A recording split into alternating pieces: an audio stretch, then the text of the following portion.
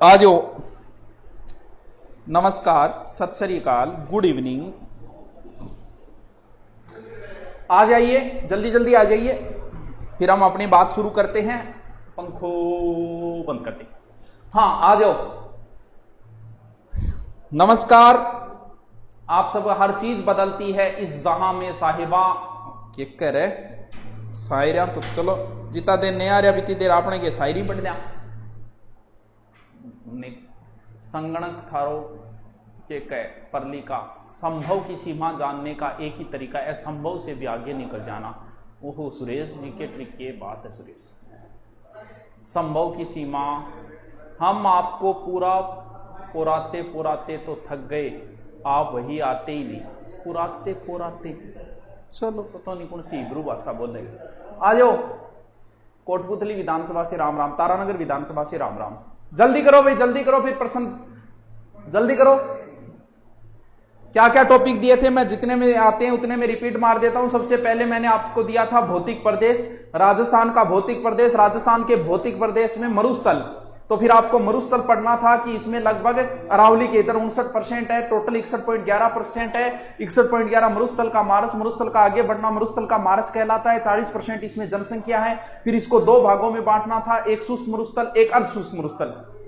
पढ़ना कैसे था, और ज्योग्राफी के वीडियो पढ़े वो भी देख सकते हो। शुष्क मरुस्थल के अंदर जैसे लाठी सीरीज है, दरियन है, आदि चीजें। अर्ध शुष्क मरुस्थल में सबसे ऊपर गग्गर का मैदान है, फिर शेखावाटी, फिर नागौरी उपभूमि, फिर लूनी बेसिन थी। उनकी फिर दो दो तीन तीन चार चार बातें। फिर आपको मरुस्थल में जल संचय के साधन एक स्पेशल टॉपिक लगता है। क्यों? क्योंकि आजकल सबसे बड़ी समस्या है जल संरक्षण की समस्या। इस वजह से जैसे पर्यावरण की समस्या है तो पर्यावरण पे प्रश्न पूछेगा बंदा, तो उसी प्रकार जल संरक्षण पे प्रश्न पूछेगा तो पलाया, रन, टाट, बालसन, कुआर, तालाब, बावड़ी, इन चीजों को भी आपको ढंग से पढ़ना था। फिर मैंने सिर्फ दो ही शासक दिए थे, एक मालदेव दिया था, एक राव चंद्रसेन दिया था। अगर तुम दो भी नहीं पढ़ सकते तो एक बढ़िया सा एक प्याली लेना, क्योंकि ढकनी तो आजकल मिल रही कौन भी। प्याली में पानी घाल के थोड़ा सा और प्याली में डूब जी रही हो, क्योंकि और कोई इलाज को नहीं है थारो। अगर थे दो टॉपिक भी नहीं पढ़ पाओ, पानी घाल लिया और पानी नहीं है तो मैं दो और बढ़िया नाम ले लियो और ऑफलाइन तो, लेकिन ऑनलाइन में ले कौन पाऊं। और की भी घाल के डूबो तो डूब जाइयो, क्योंकि पानी भी खराब क्यों करो जो थारो दो टॉपिक याद को नहीं। वह तो क्या ही जोगा को नहीं फिर आपा। मैं थार पर रीस कौन कर रही हो, मैं दरी कौन कर रही हो, मन रीस आ रही को नहीं ना आवे कदी। हाँ, मालदेव के बारे में, मालदेव 1532 राज्याभिषेक कहां हुआ? सोजत में। सबसे पहले बदराजुन को जीता, फिर नागौर को जीता, फिर पाइबा साहिबा युद्ध बीकानेर को जीता था। 52 युद्धों का विजेता है, हसमत वाला राजा है, हिंदू बादशाह है। फिर मैन महत्वपूर्ण युद्ध गिरिशमेल का युद्ध शेर सूरी के साथ। फिर मालदेव की एक पत्नी रूठी रानी उमादेर, वो स्टोरी। फिर राव चंद्रसेन के बारे में महत्वपूर्ण घटना नागौर दरबार। नागौर दरबार में कौन कौन आया, कब लगा, वहां से भाग के कहां गया, और चंद्रसेन के 2-3 एक उपनाम है। बस इतनी तो बात थी। और फिर वैदिक सभ्यता और उत्तर वैदिक सभ्यता दोनों पढ़नी थी। हिस्ट्री की स्पेशल बुक लानी, कौन सी ले तेरे चचे वाली आप? पार्थ, सारी एक जैसी बुकें हैं, सारी एक जैसी पुस्तकें हैं। तो पहले अगर पहली बार पढ़ रहा है तो कोई नॉर्मल ले, जिसमें वन लाइनर वगैरह, और बहुत ही डिटेल पढ़ना है तो बहुत आती है यार, कितनी बताऊं अब तुम्हें। चलो आ गए सारे, तो मैं शुरू करता हूं। हिंदी स्पेशल बुक लानी, हिंदी की स्पेशल तो अपने आप मेरे वीडियो देखो, उस वीडियो के अनुसार हमारी पुस्तक है, आपको मिल जाएगी। SI वाली ले आओ, जैसे वीडियो में मैंने करा रखा है वही उदाहरण है, उसी तरीके से है, तो आपके समझने में इजी रहेगी, तो वो ले आओ। बाकी भैया तुम्हारी मर्जी, तुम जचे वो लेके आओ, कोई फर्क नहीं पड़ता। भारत सारी एक जैसी पुस्तकें हैं। चलो शुरू करते हैं। ये क्वेश्चन का उत्तर अभी तक किसी का नहीं आया, क्यों नहीं आया? कि ये थोड़ा सा टफ क्वेश्चन था। अभी जो प्रमोट हुए बच्चे इसका उत्तर नहीं दे पाएंगे, जो पहले से पढ़े हुए हैं वो उत्तर दे पाएंगे। कि भारत के किस स्थल की खुदाई में, भारत में सबसे पहले लोह युग की जानकारी कहां से मिली? ये प्रश्न है, ये क्वेश्चन है, QUESTION। तो इसका जल्दी से उत्तर बताओ, क्योंकि ये थोड़ा सा अच्छा क्वेश्चन है, तो मैं चाहता हूं कि आप उत्तर बताओ, जल्दी से बताओ, जल्दी बताओ, जल्दी करो। B B B B B के कह रहे हो रहे थे? फास्ट कराना, बिल्कुल फास्ट कराऊंगा आज मैं, इतना फास्ट बोलूंगा। खावे बाद में घर गांगे, आधी रात आए निपुण ठीक है खाने, फिर होटल बंद हो जाए। गुरुजी क्लास की तो रोटी तावड़ी अभी खावा। तो रोटी जो है ना सही देखे, अब मैं क्लास लियो, मैं घरे कौन जाता हूं, मैं 6 बजे आगे उठ, तो 6 बजे मैं कंटिन्यू उठूं, रात की 10 बजे खाऊं, जबकि एकदम गलत है। क्यों? क्योंकि खाना हमेशा, अगर जो व्यक्ति सूर्यास्त से पहले खाना खा लेता है उसका कभी मोटापा नहीं बढ़ता। और जो बिया तो शास्त्रों, हमारे शास्त्रों के अनुसार रात का खाना नहीं बताया गया है। शास्त्र के अनुसार थोड़ी मैं शास्त्रांगी बात कर रही हूँ क्योंकि मन थोड़ी ज्यादा रुचि है गीता और महाभारत रामायण अंग अंदर। तो शास्त्रों में तो शाम का खाना नहीं है, शाम को सिर्फ दूध पी सकते हो आप, खाना नहीं बताया गया। और ये बात सत्य है कि आदमी जब 30 साल का हो जाता है तो उसे इधर उधर देखना छोड़ देना चाहिए, ताकड़ों वाकड़ों और नई नई आइडिया बनानी छोड़ देनी चाहिए। और 40 साल का हो जाए तो उसे शाम का खाना छोड़ देना चाहिए। तो थे अभी 40 का होया को नहीं हो तो खाओ, 40 के बाद फिर शाम और खानो थान छोड़ना है अगर लंबा जीना है तो। अगर खाते भी हो तो सूर्यास्त से पहले खाओ, वो मोटापा नहीं बढ़ाता। मेरी गोली चालो। ये क्वेश्चन है अंतरजी खेड़ा, यूपी में पढ़ता है अंतरजी खेड़ा। ये रट लेना, बहुत अच्छा क्वेश्चन है कि भारत में खुदाई में लो युगिन के प्रमाण कहां से मिले। अंतरजी खेड़ा अंतरजी खेड़ा अंतरजी खेड़ा, ये क्वेश्चन रट लेना, बहुत अच्छा क्वेश्चन है ये, बहुत शानदार क्वेश्चन है, गजब का क्वेश्चन है।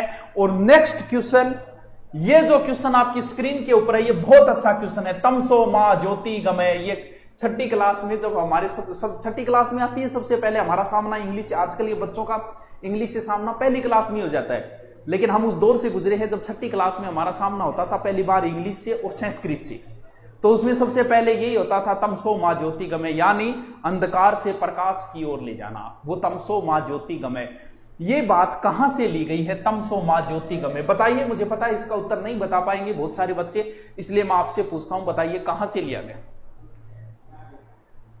अरे रो गया मियो थारा हो रहे किए थे होण जीडा हो गया वो बेटी का बाबो, और रोआ को गुण मचा रखे है कौन है? भावेश सर प्लीज पीडीएफ डाला करो टेस्ट की पीडीएफ तो मैंने नहीं डाली है, और बाकी जो 9:30 बजे क्लास कराता हूं उसकी तो डाल रखी है बेटा। कहोगे तो पीडीएफ और डाल देंगे, इसकी भी बनी हुई है, अपनी क्या जोर आ रहा है, डाल देंगे।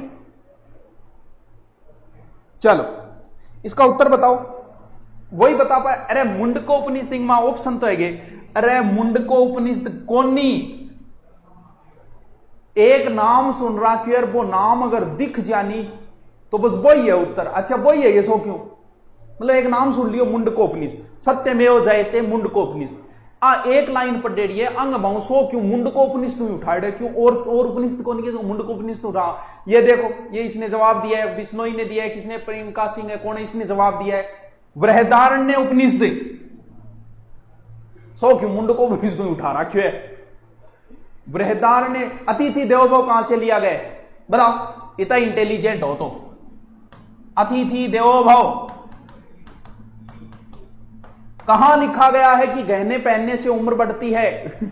बिंग बादो भाई जी आप फिर ला गया, गहने पहनने से उम्र बढ़ती है, बताओ कहां लिखा गया है, कौन से ग्रंथ में लिखी गई है ये लाइन? जो मैं सोचू लुगाए ज्यादा क्यों जीव आदि बिंग रीजन वो है अथर्ववेद में लिखे है। तो अतिथि देवो कहां से लिया गया ये बताओ, जल्दी बताओ। अस्तो मां समुद्र गवे तमसो मां ज्योति गमय, बिल्कुल बिल्कुल वही है। थारा अनुसार लाइन ना कर दिया गुरुजी, आंधी और मारे तो बताओ, जल्दी बताओ। अरे जल्दी करो, मैं कितो एनर्जेटिक हो गया, अरे थार में बीती एनर्जी होनी चाहिए, तुरंत उत्तर आना चाहिए।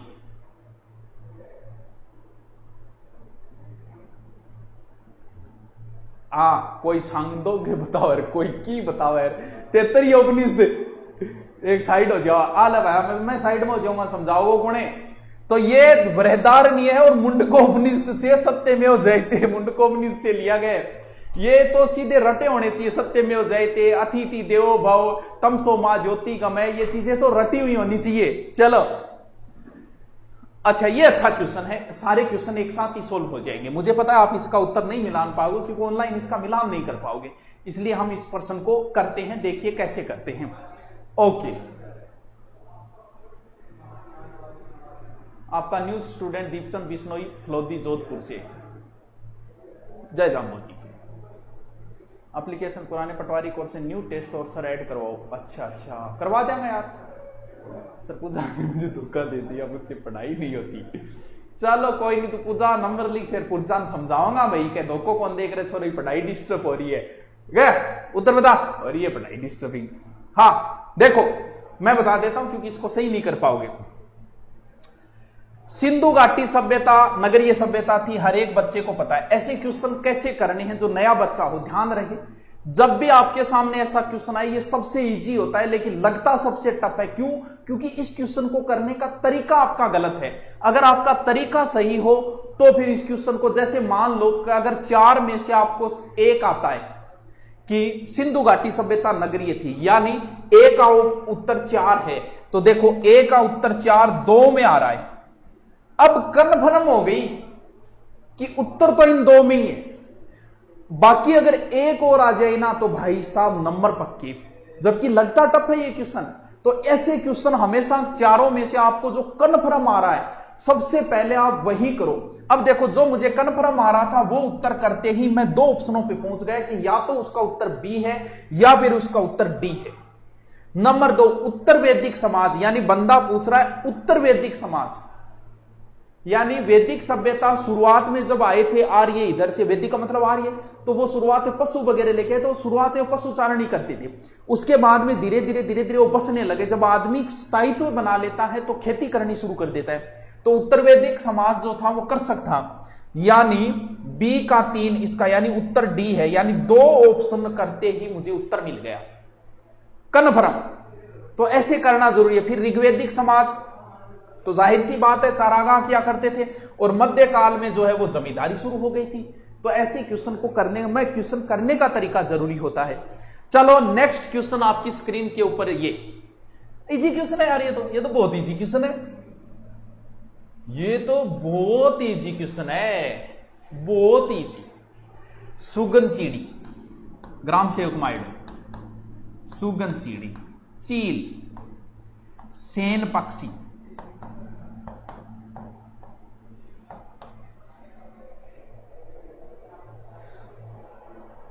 कुछ लोग प्रतीक भी बना लेते हैं, जैसे बहुत से लोग जो है वो अपने देवी देवता का प्रतीक लगा लेते हैं। जैसे बहुत से लोग अपनी गाड़ी का गोटो लगा लेगा, यानी हनुमान जी को प्रतीक चिन्होगे वो। ई साबू बहुत सा लोग का थे, देखो गाड़ी के पीछे चील बड़ेड़ी और यहाँ त्रिशूल लागेड़ा, वो चित्र बहुत सो मिल जाओ थाने, तो थाने समझाना चाहिए वो चित्र त्रिशूल और के नाम हो चील लागेड़ो है, तो वो कौन सी देवी को है। मान लो कठी थे देखियो है कि चील को चित्र कैसा गया, यहाँ त्रिशूल है, तो वो कौन सी देवी को है। चील अब बनानी को नहीं आमन, बताओ। रामो राम, रामो राम भाया, रामो राम बूढ़िया करे अंग्रेजी। देखो इस चौथे क्वेश्चन का तो उत्तर है कौन सा, आयड़ माता, ठीक है। चील किसका प्रतीक है पता है क्या, चील जो है वो करणी माता को माना जाता है। शेखा हुए थे और उनकी पुत्री का विवाह विकास से तय करवाया था करणी माता ने, तो उन्होंने कहा कि इनके पिताजी तो मुल्तान जेल में है, तब करणी माता स्वयं चील बन के गई थी, वहां से उनको लेके आई थी। और जैसे ही आप कभी देशनोक जाओ तो अष्टमी को झांकी निकलती है करणी माता की, तो वो झांकी बाहर आने के बाद उस झांकी के रवाना बाद में होती है, जो चील वगैरह आती है, तो वहां चील आती है और वहां मठ के ऊपर बैठती है और उसके बाद वापस चली जाती है। तो वो एक प्रतीक चिन्ह माना गया कि करणी माता स्वयं आई है। तो चील किसका प्रतीक माना गया है, चील प्रतीक माना गया है करणी माता का। और सेन पक्षी किसका है, नागणेची माता का। तो ये थोड़ा सा ध्यान रखना, कई बार हम प्रतीक चिन्हों का भी प्रयोग कर लेते हैं। तो राजस्थान में शादियां क्यों नहीं हो रही, कद को नहीं हो रही शादी, तो अरे कोरोना चल रहा नहीं, मरवाओगे ये तू।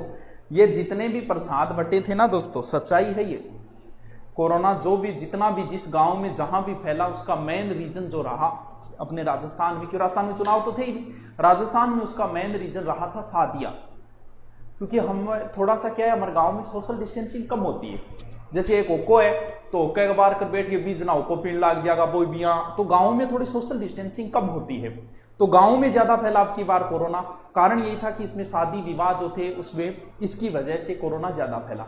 तो वैसे अब तो खत्म हो चुका है, क्योंकि इस वायरस, ये वायरस की लंबी उम्र नहीं है इसकी, हर वायरस की अपनी एक उम्र है। ये वायरस अगर पूरा भारत पैक हो जाए ढंग से ना, तो 14 दिनों में खत्म हो जाए, क्योंकि इसकी है इतनी। ये जैसे HIV वायरस है, किसी मनुष्य में आ गया तो वो 20 साल तक रहता है, 15-20 साल जी लेता है उस वायरस के साथ, 15-20 साल तक प्रसाद बांटता रहता है। लेकिन इस वायरस की उम्र नहीं है, ये मनुष्य के अंदर गया या तो 13-14 दिनों में मनुष्य को खत्म कर देगा या फिर खुद खत्म हो जाएगा। तो इसकी लंबी अवधि नहीं है। तो ये पीक पॉइंट पे गया और अब एकदम झटके के साथ समाप्त हो गया। आजकल केस आ ही नहीं रहे, हॉस्पिटल खाली है। तो ये इस अलग तरीका है, जल्दी उठता है जल्दी ही गिर जाता है। तो शादियां अब शुरू हो जाएगी वापस, कोई चिंता करने की जरूरत नहीं है। ये रहा नेक्स्ट क्वेश्चन आपकी स्क्रीन के ऊपर, और ये क्वेश्चन सिर्फ उन बच्चों के लिए दिया है, उन बच्चों को प्रमोट किया है मैंने जो अभी अभी प्रमोट हुए। क्यों? क्योंकि ये इजी क्वेश्चन पूछा है ताकि उनकी भी कुछ जिज्ञासाएं रहे कि हमें भी कुछ आता है। बताओ जल्दी से। पशुधन सहायक का पूरा कोर्स अपलोड कर दो, फोन करके परेशान हो गया। अरे बेटा, पशुधन सहायक का हम जो सब्जेक्ट नहीं चलाते, हम जीके चलाते हैं। जीके पूरा अपलोड है, तू सब्जेक्ट की सोच रहा होगा, सब्जेक्ट हमने चलाया ही नहीं, पशुधन का ओनली जीके चलाया है। मेरी तरफ से आई लव यू बोल दो। किसको बोलूं आई लव यू? है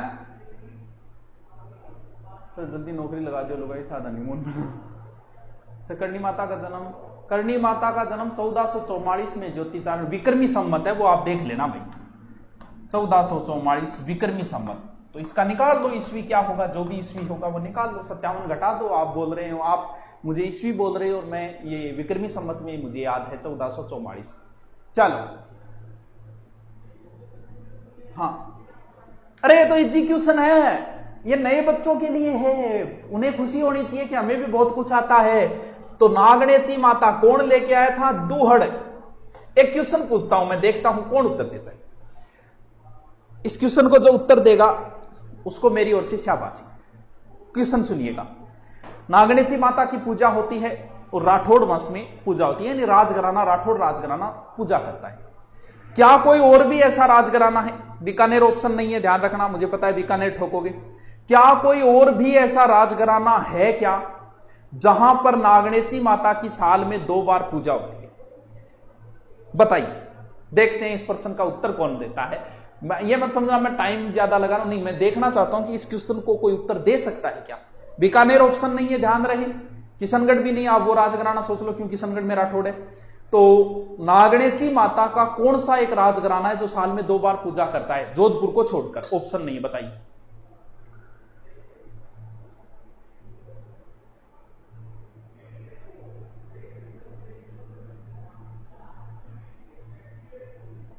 अरे किशनगढ़ ऑप्शन नहीं है,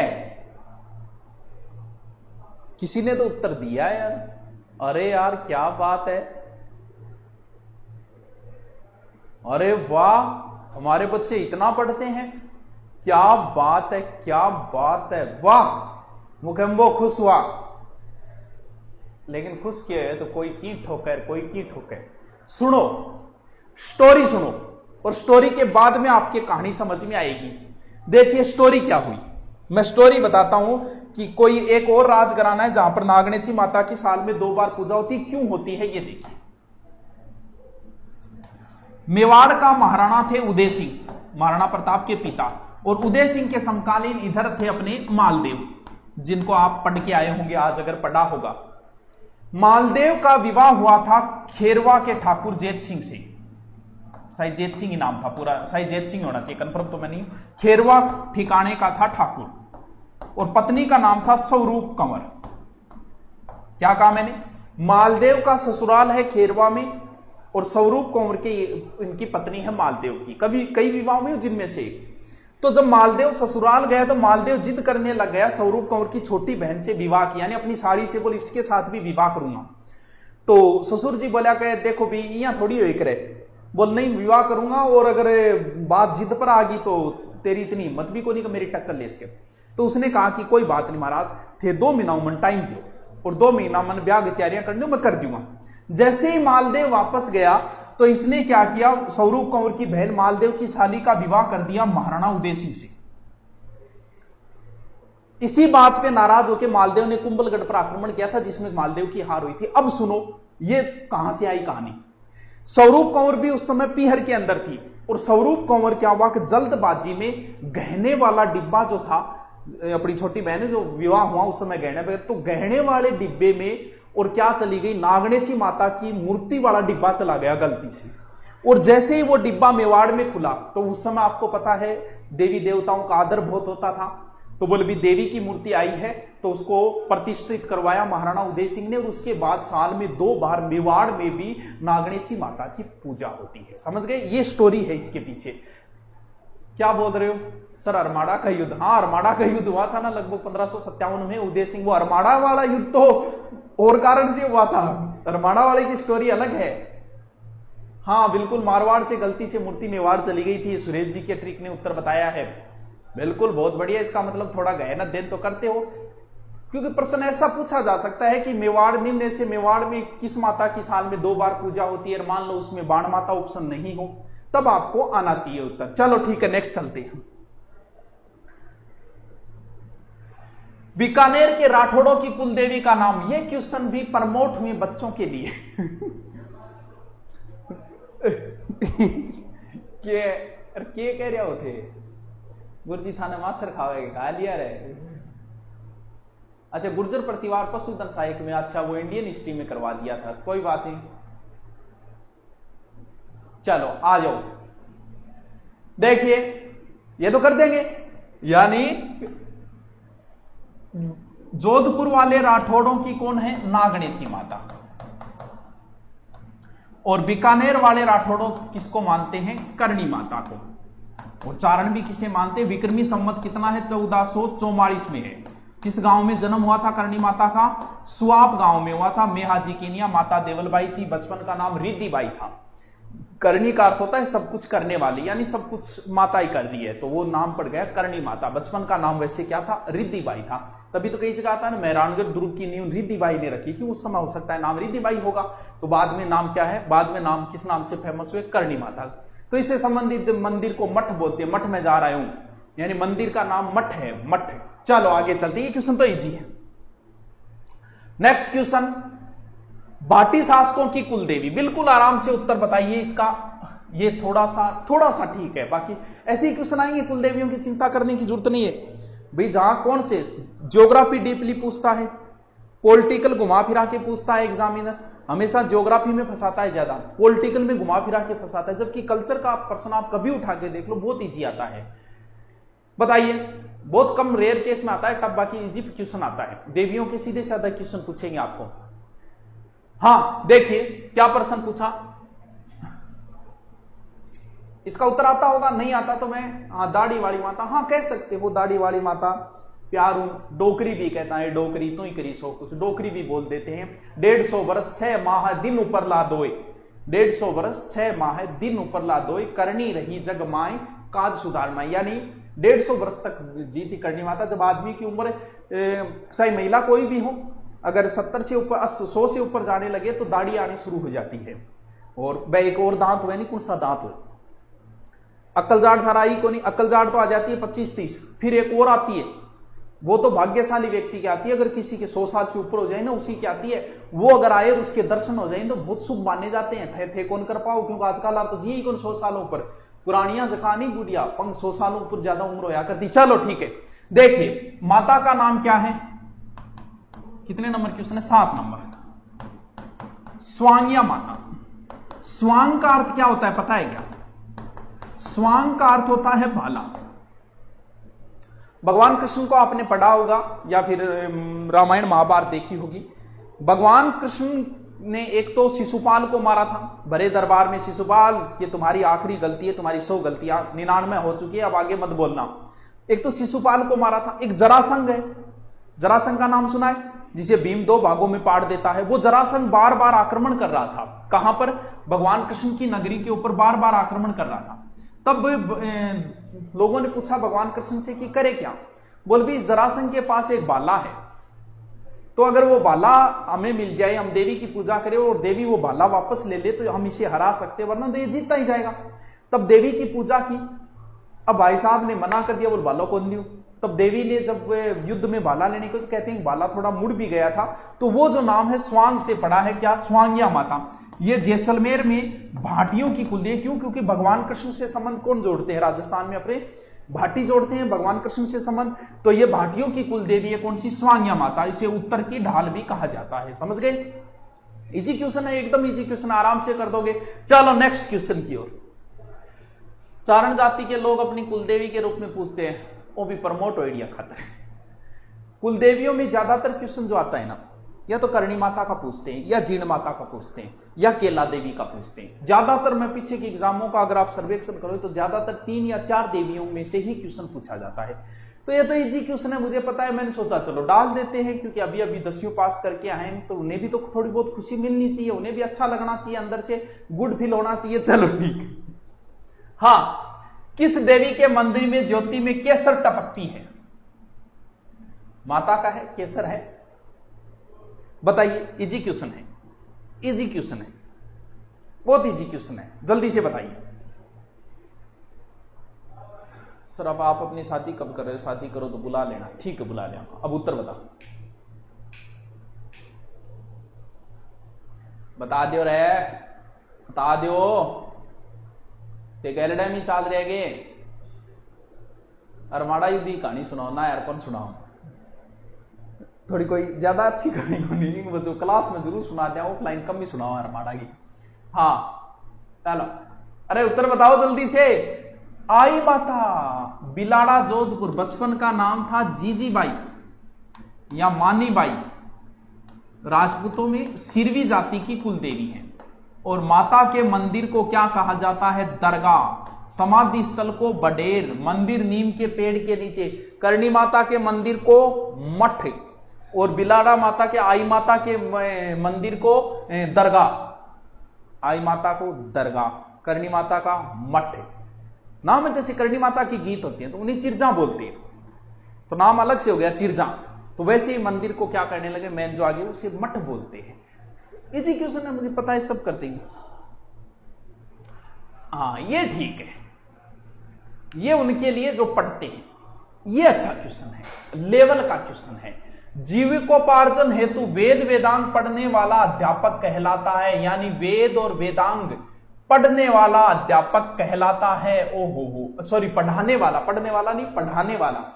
बताइए, आचार्य बोलते हैं या अधर्वी बोलते हैं या उपाध्याय बोलते हैं या पुरोहित बोलते हैं? के बात है, के खतरनाक प्रश्न पूछे।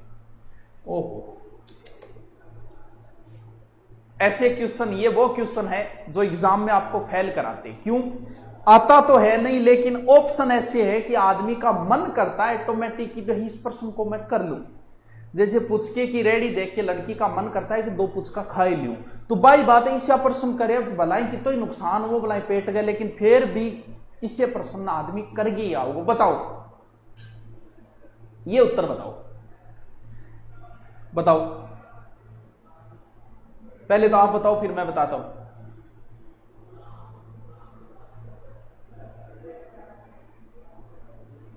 मारे तुक्का आवे जी, और के बैठे है मोबाइल हाथ में, प्याओ देखी चाहिए। अरे टाबरो, ये बताओ था बिया, तो आचार्य वह तो गुरु जी है, ठीक है। आचार्य एक प्रकार का गुरु जी में पूजनीय गुरु जी होता है, ठीक है।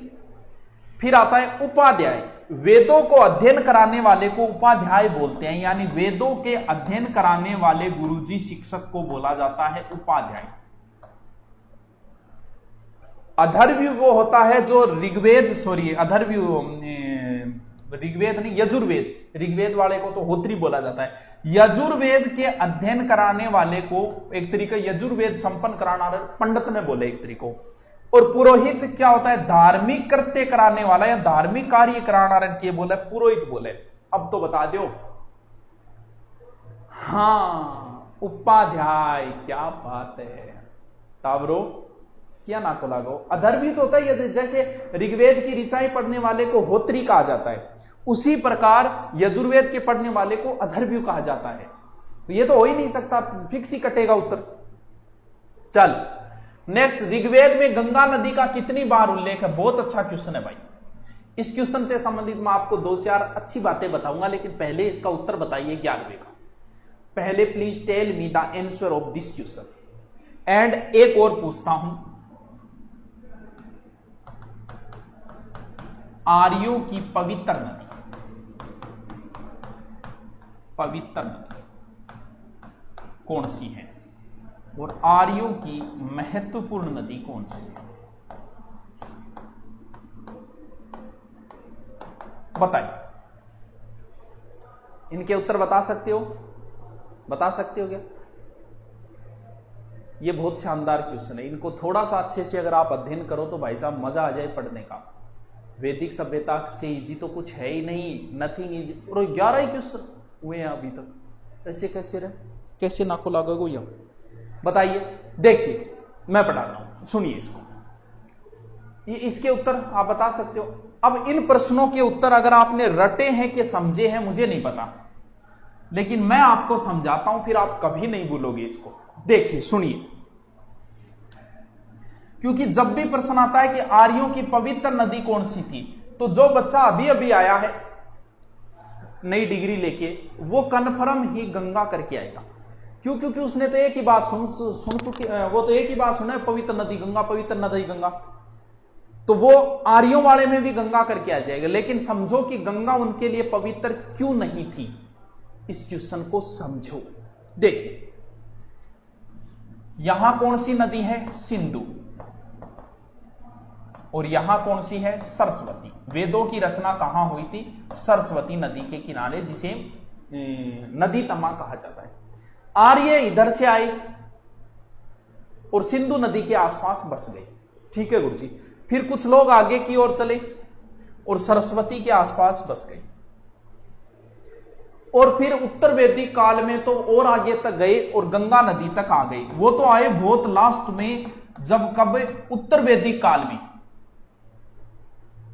अब क्वेश्चन का उत्तर आपको मिल जाना चाहिए। जैसे मैं कोटा वालों से पूछूं, हम हमारा उदाहरण तो दे नहीं सकते, हमारी नदी तो है नहीं। जैसे मैं कोटा वालों से पूछूं कि बताओ कोटारो थारे पवित्र नदी कौन सी है, तो वह कोटारा कहेगा कि गुरुजी मार पवित्र नदी तो गंगा ही है सगड़ांगी। बिल्कुल सही बात है कोटारा। फिर मैं कह दूं कि थारे महत्वपूर्ण नदी कौन सी है, वह कहा गुरुजी मारो काम तो चंबल के पान चाले, मारा टाबर तो चंबल के पान पड़ रहे, मारे तो इनकम चंबल के पान हो रही है, तो मारे लिए महत्वपूर्ण तो चंबल ही है। गंगा मार के काम आई, बात छाणी है को नहीं। थारे खेत माकर जो नहर को खाड़ी हो जा रहे, थारो तो भगवान को ही है।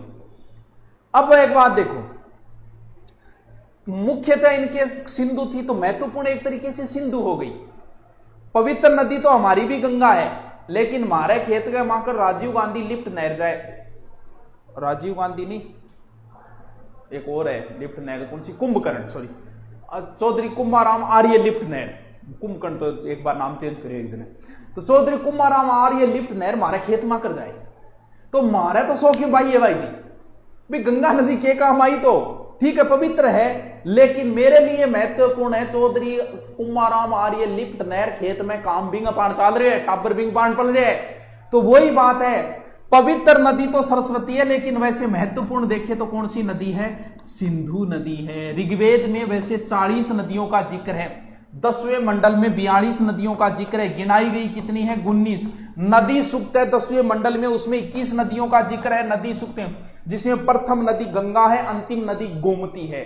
गंगा का जिक्र ऋग्वेद में सिर्फ एक बार है। गुरुजी एक बार ही जिक्र क्यों करो, अरे तो भाई गया ही बहुत लास्ट में, सबसे पहले आ रही है यहां बस बसता बसता है उत्तर वेद काल में, लास्ट में गंगा तक पूजा मान बेरो ही को नहीं हो गंगा नदी, तो पवित्र कैसे हो जाएगी उनके लिए। आज भारत के लिए गंगा नदी पवित्र है क्योंकि उत्तरी भारत पूरा गंगा नदी के पान चल रहे है, तो आज है, उस समय नहीं थी, उस समय तक गंगा नदी तक पहुंचे ही नहीं थे आर्य। तो फिर गंगा का जिक्र सिर्फ एक बार है, यमुना का जिक्र कितनी बार है, यमुना का जिक्र 3 बार है। छोटा छोटा क्वेश्चन है ए भी को नहीं, तो तभी बोल रहा हूं कि ऋग्वेदिक सभ्यता को आप समझो, रटो मत। मैंने हर चीज समझाई है कि उन्होंने देवता माना तो किन को माना, इंद्र को महत्वपूर्ण माना तो क्यों माना, गाय को महत्वपूर्ण माना तो क्यों माना, घोड़े को महत्वपूर्ण माना तो क्यों माना, गंगा को उन्होंने पवित्र नहीं मानी तो क्यों नहीं मानी। हर चीज के अगर आप तथ्य समझो, क्योंकि ये तथ्य किताब में नहीं मिलते, इन्हें समझाना पड़ता है। तो वैदिक सभ्यता बहुत इजी है, लेकिन अगर आप कंसेप्ट को समझ लो तो इजी है। सबसे पहले इन्होंने क्या किया, पशु चराते थे, बाद में खेती करने लगे, तो कैसे शुरुआत में राजा कैसे बनता था, बाद में राजा कैसे बनता था, ये सारी चीजें अगर कंसेप्ट आप समझ लो तो ऋग्वेदिक सभ्यता से इजी कुछ भी नहीं है। लेकिन कभी फुर्सत में पढ़ाएंगे, अभी साथ में मैंने बता दिया कि इस तरीके से इनको तैयार करना है। चलो नेक्स्ट क्वेश्चन की ओर। ऋग्वेदिक काल में निष्क किस अंग का उदाहरण था, बहुत अच्छा क्वेश्चन है, बहुत ही अच्छा क्वेश्चन है ये, और इस क्वेश्चन का उत्तर भी वही दे पाएगा जो पढ़ रहा है, वही दे पाएगा जो पढ़ रहा है। कोई बात नहीं तो काल और पढ़ जा, क्या बात है यार। कंप्यूटर शिक्षक के बारे में देखो, आप जो प्रश्न पूछ रहे हो आपका प्रश्न जायज है। बहुत साल हो गए आई नहीं कंप्यूटर शिक्षक की भर्ती, आनी चाहिए। कहते हैं कंप्यूटर युग, कंप्यूटर युग, कंप्यूटर युग। कंप्यूटर मास्टर तो कौन दे रहा कहते हैं स्कूल में। तो कंप्यूटर की भर्ती आनी चाहिए, लेकिन आप अगर ऐसे कमेंट करोगे इस तरीके से तो भर्ती कोई नहीं निकालेगा। सबसे पहला काम है, आप कंप्यूटर शिक्षा जितने भी कर रखी है, जिन्होंने पीजीडीसीए डीसीए जो भी कर रखा है, उन सबका एक ग्रुप बनाओ, फेसबुक पे बनाओ, भले ही टेलीग्राम ग्रुप बनाओ, भले फिर एक योजना के तहत अपने अपने क्षेत्र के और एमएलए एमपीज को देके आओ ज्ञापन, और उनकी फोटोएं डाल के सोशल मीडिया पर डाल के सबको ऐसे करोगे, फिर बेरोजगार अध्यक्षों से मुलाकात करके उनको बोलोगे, तभी आप पे ध्यान दिया जाएगा। वरना तो रीट जैसी एग्जाम को जब इतनी जरूरी है, जिसपे सरकारें डिपेंड है, वो 3-3 साल नहीं करवाते, तुम सोच लो तुम्हारा ध्यान कौन देगा। इसलिए जरूरी है कि इसके लिए अपने ग्रुप बनाओ। एक भी ग्रुप नहीं है कंप्यूटर टीचर शिक्षकों का, ग्रुप बनेगा, उसमें जब योजनाबद्ध तरीके से काम करोगे तो ही निकालेंगे, वरना कोई नहीं निकालेगा भैया। तो ग्रुप बनाओ पहले, फिर अपने अपने क्षेत्र के 5-7 लोग जाओ, चाहिए 5-7 लोग जाके ही अपने क्षेत्र के एमएलए एमपीज को ज्ञापन दो कि कंप्यूटर शिक्षक की भर्ती निकालो, या एसडीएम को दो, या कलेक्टर को दो मुख्यमंत्री के नाम से। और ऐसे तरीके से काम होता है। ऐसे कमेंट करने से कभी कोई भर्ती नहीं निकाल जाए। आप थार पर कौन ध्यान दे, रीटारा पर कौन ध्यान दे। चलो, ये गले का आभूषण था, बिल्कुल निष्क जो आभूषण था वो कहां का था, वो गले का आभूषण था, ठीक है। अरे कुलदेवी का प्रश्न दोबारा आ गया, क्या बात है, बताओ जल्दी से। फिर बहुत इजी क्वेश्चन है, मैं तो एकदम 16 तरीकों पहली पोतियां याद करो बेरोगे, मैं याद करो कैसे करौली, मैं याद करो कैसे काली सील, ध्यान रहे काली सील बोल रहे हूं मैं, काली सिंध नहीं बोल रहे हूं। और कैसे ही क्या, कैसे ही केला माता, ध्यान रहे केला माता, करणी माता, जीण माता, नागणेची माता, चामुंडा माता। और इन माताओं के प्रश्न ज्यादा आते हैं, क्यों? क्योंकि केला माता मंदिर जो है वो बहुत फेमस मंदिर है, लखी मेला भरता है, लाखों लोग आते हैं। केला माता मंदिर बहुत फेमस है। किस पहाड़ी पर है? करौली की त्रिकुट पहाड़ी पर है। ऐसा कहा जाता है कि भगवान कृष्ण कंस है, जो भगवान कृष्ण के जितने भी संतानें हो रही थी, भगवान कृष्ण के जितने भी बहन भाई पैदा हुए, उन सबको वो मारता गया। क्यों? क्योंकि 8वीं संतान के लिए कहा गया था कि 8वीं संतान। तब देवकी के कृष्ण का जन्म हुआ इधर, और गोकुल में यशोदा के किसका जन्म हुआ? एक पुत्री का जन्म हुआ। तब इन्हें अदला बदली हुई, कंस आया, पता चला कि 8वीं संतान हुई है। तो जैसे ही, क्योंकि अदला बदली हो गई थी, भगवान कृष्ण को तो वहां पहुंचा दिया गया था, वहां से बालिका इधर लाई गई।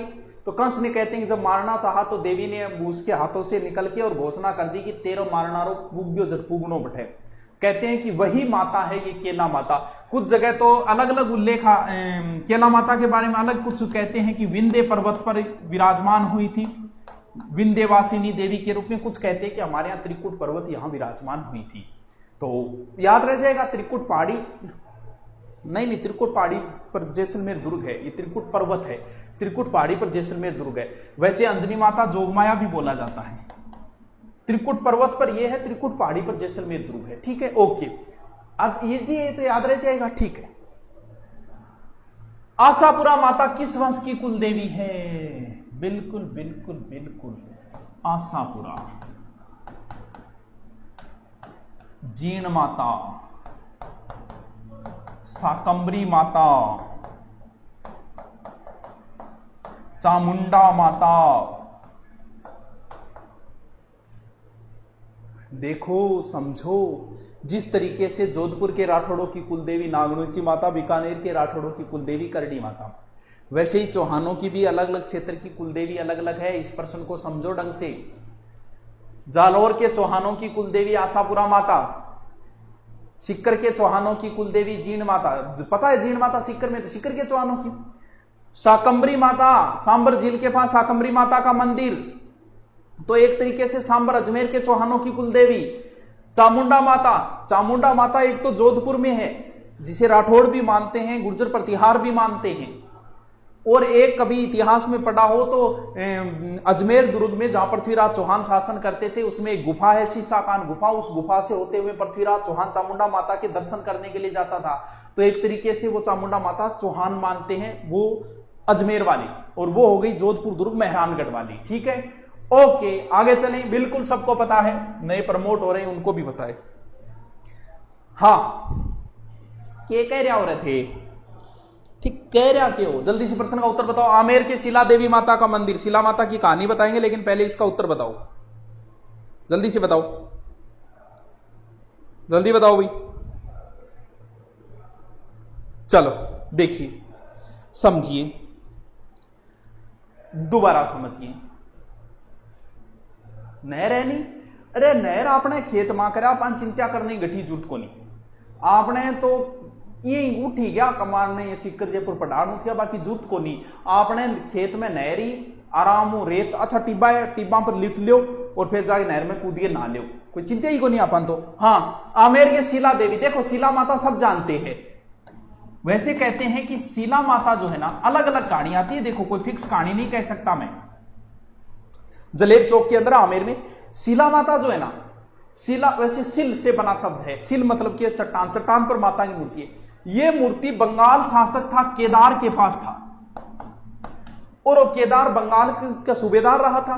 कौन? मान सिंह। कौन सा? वो हल्दी घाटी वाला, वो मान सिंह, 7,000 मनसबदार। तो मान सिंह वहां का सूबेदार रहा था। बंगाल में 3 भागों में बांटा, वीरभूमि, मानभूमि, सिंहभूमि। तो ये जो केदार था ना, ये प्रत्येक युद्ध जीतता था, और भाई साहब प्रत्येक युद्ध में ये जीत। मान सिंह बोले रहे केलो जो है वो आदमी हार रहे ही नहीं है। बोले वो एक माता की मूर्ति है। कौन सी माता की? शीला माता की। और शीला माता की विशेषता है, अगर शीला माता की कोई पूजा पूरी करके अगर मैदान में आ जाए तो कन्फर्म जीतेगा। बोले करपा तो अठे टकरी है, बोले काम करो तो बिंगी पूजा में विधन डालो। तो मान सिंह ने जैसे तैसे करके पूजा में विधन डाल के बंगाल शासक केदार को हराया। केदार हारते, केदार ने अपनी पुत्री का विवाह मान सिंह से किया। कहते हैं कि ये जो मूर्ति है वो किसको दे दी थी? मान सिंह को दे दी थी। तो ये जो मूर्ति है मान सिंह आमेर ले आया। ये आराध्य देवी मानी जाती है किनकी? कछवाहों की। तो कहां है मंदिर भाई? अष्टभुजा मंदिर जलेब चौक आमेर के अंदर है। वाह, हाँ बिल्कुल, ढाई प्याला शराब, बिल्कुल वही बात है। मान सिंह बंगाल से लाया था, तो केदार बंगाल का शासक था। अरे था ना, हमें तो 100 क्यों है, लेकिन ऊंधो सुंदो हो रहे जी गए। 1599 बंगाल कछुआ शासक, ठीक है। आगे चलो, चलो आगे चलो गुरुजी। सांबर झील में निम्न से किस देवी का मंदिर है? आराम से उत्तर दे देंगे, ये सिर्फ समझ क्या हो जाती है। कौन सी माता है? सह से शाकंबरी, सह से सांबर। कौन सी? शाकंबरी। ये सांबर के चौहानों की कुल देवी। आगे चलो, नेक्स्ट क्वेश्चन। जीण माता कौन से राजपूत वंश की कुल देवी है? बहुत इजी क्वेश्चन है। जीण भवानी कहां है? सिक्कर के अंदर है। गए होंगे, मैं भी देख आया हूं, थे भी देखिए। यो बढ़िया पहाड़ी, बढ़िया मंदिर है। हर्ष भैरव को मंदिर भी बहुत शानदार अच्छी जगह है। हर्षनाथ जी को भी देखे आओ, पहाड़ी में देखने लायक जगह है। तो कभी मौको मिला तो देखिए। यो जीण माता सिक्कर के चौहानों की कुल देवी है। वैसे मीणा भी मानते हैं यहाँ के, जैसे केला माता जो है ना, केला माता को मीणा भी मानते हैं, वहां लंगूरिया नृत्य करते हैं। तो उसी प्रकार इसे जीण माता वहां आसपास के मीणा भी मानते हैं। क्षेत्र विशेष में हो जाता है, यहाँ सिक्कर के आसपास के मीणा भी मानते हैं, और वैसे चौहानों की कुल देवी है। ठीक है जी। राजस्थान में लोक साहित्य में किस देवी देवता का गीत सबसे लंबा? ये जब प्रश्न पहली बार आया था बड़ा चर्चा में रहा था।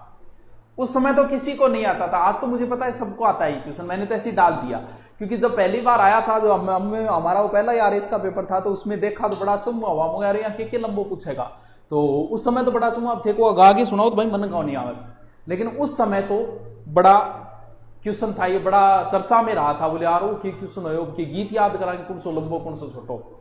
चलो, तो ये कौन सी है? जीण माता का है। आता है, अब तो सबको आता है, लेकिन वो डाल दिया कि कैसे कैसे कई बार क्वेश्चन पूछ लेता है आगे वाला, पता नहीं कहां से उठा लेता है।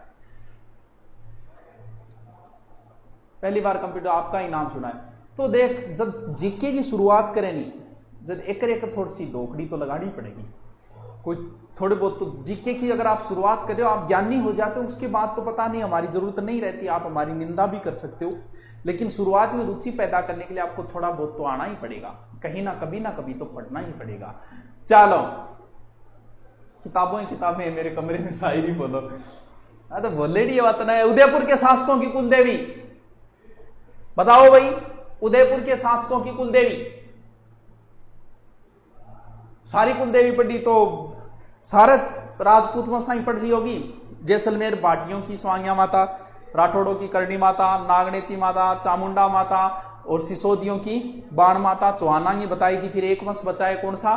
जाट राजवंश। तो बताइए जाट राजवंश की कुल देवी का नाम बताइए, वो भी बता दो फिर क्या लग गया तो। बिल्कुल, सिसोदियों की कुल देवी बाण माता। शिवाजी की कुल देवी का नाम भी बताओ।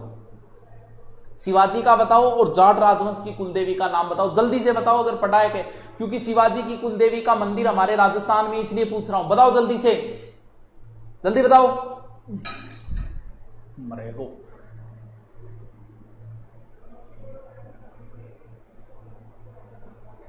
बताओ। टोरडा गांव के विद्यार्थी कभी उद्धार, वो गांव नाराज हो रही है। टोरडा गांव के विद्यार्थी का भी उद्धार करो। अच्छा यह बोला बलवीर टोरडा, अच्छा टोरडा गांव है। चामुंडा माता कब पूछा है मैंने? शिवाजी की कुलदेवी सर आपकी कितनी जमीन है?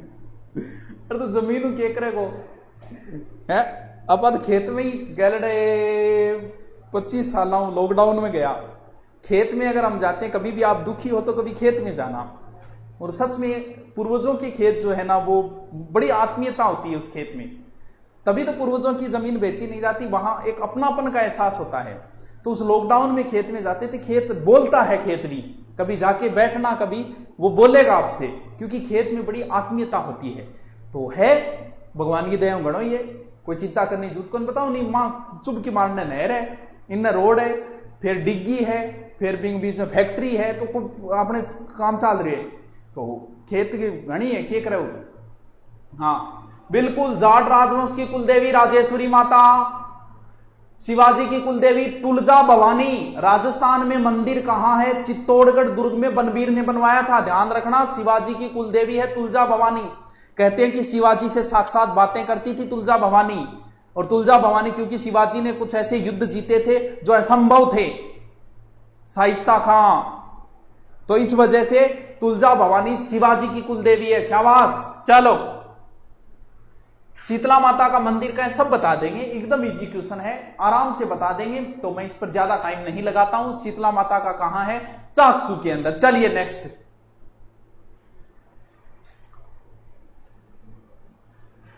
ओहो ज्योग्राफी आ गई टावरो, GEOGRAPHY। ज्योग्राफी में क्या दिया था? भौतिक प्रदेश।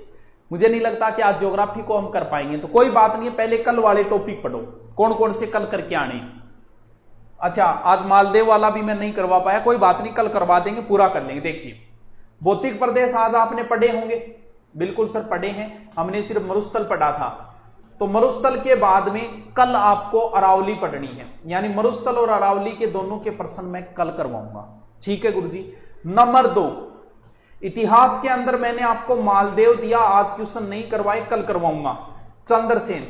इसके बाद में वैसे तो मारवाड़ में आप आराम से एक दिन में इसके बाद वाला पढ़ सकते हो, लेकिन मैं आपको जसवंत सिंह तक दे रहा हूं, क्योंकि जसवंत सिंह एक इंपॉर्टेंट शासक और बड़ा है।